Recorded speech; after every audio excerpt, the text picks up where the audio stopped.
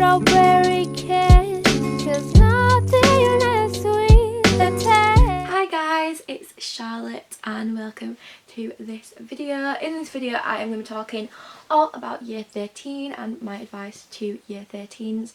So I have just kind of finished year 13. Obviously I had to leave college early as all of the years have finished, so I haven't actually been able to sit my A-level exams or like give you guys any of that kind of part of this video, which really sucks because I wanted to sit my A-levels and I wanted that kind of end of year experience, but oh well, we don't have that, so I'm only going to be able to tell you like from the beginning, from September to March, my experience, which is still a decent time to spend in year 13 to understand the struggles, the hardships, the difficulties that year 13 brings. First things first is I'm gonna be honest with you guys, year 13 is probably the hardest year of my entire life and I've not even had exam season.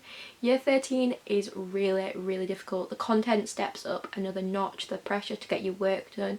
You might have coursework, you've got teachers on your back being like you need to keep working, you've got to get consistent grades, you probably want to be working a grade below the grade that you want to get, and if you're not then you've got a lot of work to put in. So yeah, year 13 is really hard. It really takes a lot out of you. You've got to be a strong person to get through year 13. Like everyone who's done A-levels before me, I applaud you. Like they are so hard. Honestly, the amount of nights that I've come home crying because I'm so stressed about my A-levels and stuff is kind of ridiculous. It's not all hell, it's not all awful.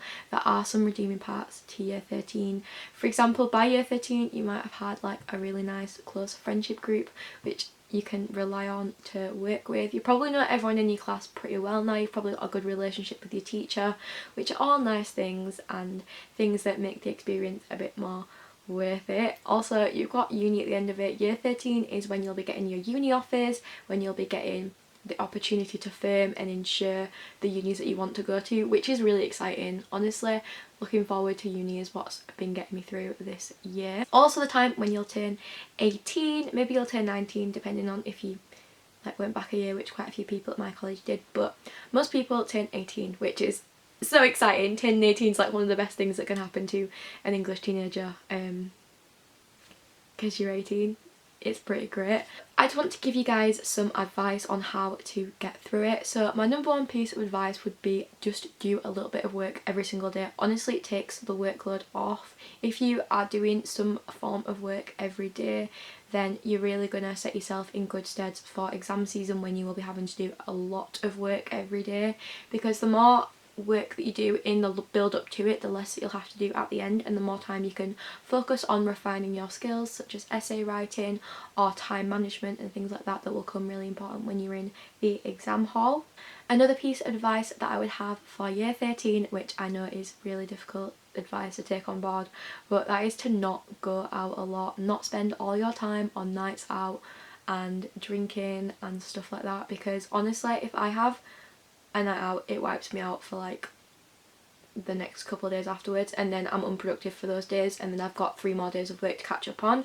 So as much as it's nice to spend time with your friends and go out and get drunk and be 18 and be a teenager, like A-levels are really hard, and if you don't prioritise them it's really easy to get behind, get a little bit lost and just end up detouring, is that the right word? And to just end up going off the track that you want to be on because you're spending all of your time on nights out. And nights out are great, nights out are fun, but you've got to kind of consider when's the right time. For example, for your birthday, absolutely fine. Your best friend's birthday, absolutely fine. Easter holidays, absolutely fine.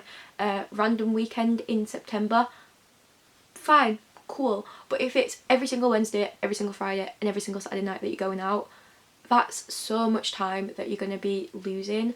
And I think you've just got to think like when all this is over, you've got the entire summer, you've got the next couple of years of uni, you've got your entire adult life to go out basically, so you've just got to sacrifice a couple of those nights out when you are in year 13. The piece of advice that I would have is go to any support sessions that are given to you. My college are pretty good and they offered like a lot of weekly support sessions. I had to go to compulsory Spanish support because I was failing Spanish, woo! But there are there for a reason. They're there to help and they are really important, and for me, I did find it helped make me a bit more productive. So yeah, if you've got weekly support sessions, maybe go to those. Maybe if you feel like you don't need to go every single week, you could go fortnightly or something like that. But I just think take advantage of those support sessions. Another piece of advice that I would have if you are going to uni is go and visit your university before you firm and insure it. Just go and visit them again, because sometimes it's hard to think which is the right choice. Like, is it this one, is it this one? They might be quite similar, and maybe they might be far away, so you can't necessarily go and visit. But if you get the opportunity and it's not too far away from you, go and visit your uni. You can visit it as many times as you want. Like, you can email them, ring them, be like, hey, can I come for another tour because I'm a bit unsure about this, I'm a bit unsure about that, just to make sure that it's definitely the right place for you. Another piece of advice I would have is keep in constant communication with your teachers. We have emails for a reason. Email your teachers, let them know what you're thinking. If you're finding something difficult, let them know. All those things, it's so important to keep a constant communication with your teacher, because they're the one at the end of the day that's giving you the content, that has all the resources to help you do well, and they want you to do well. Like, they're not there to make you do bad, like they want you to succeed. So I think it's just really important to keep that constant communication, let them know how you're feeling, and access the support if you feel like you need it. Another piece of advice I would have for year 13 students is find a way to make your learning a little bit more fun. Maybe read some books or do something that's just a little bit more than just sitting down writing essay after essay or doing past paper after past paper. Maybe watch some films around that topic, like documentaries or something. Maybe read some books, maybe do some fun like mind maps and colourful revision type sources, because then your brain is kind of working in a little bit of a different way than just, this is so boring, I'm so tired of writing essay after essay after essay, because it can get like that, especially if you do a humanities subject or English.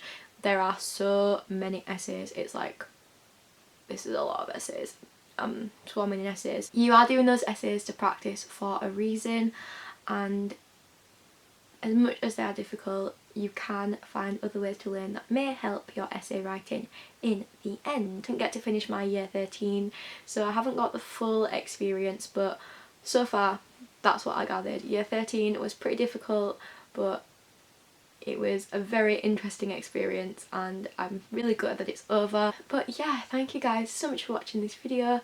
I hope I will see you all very, very soon. Goodbye.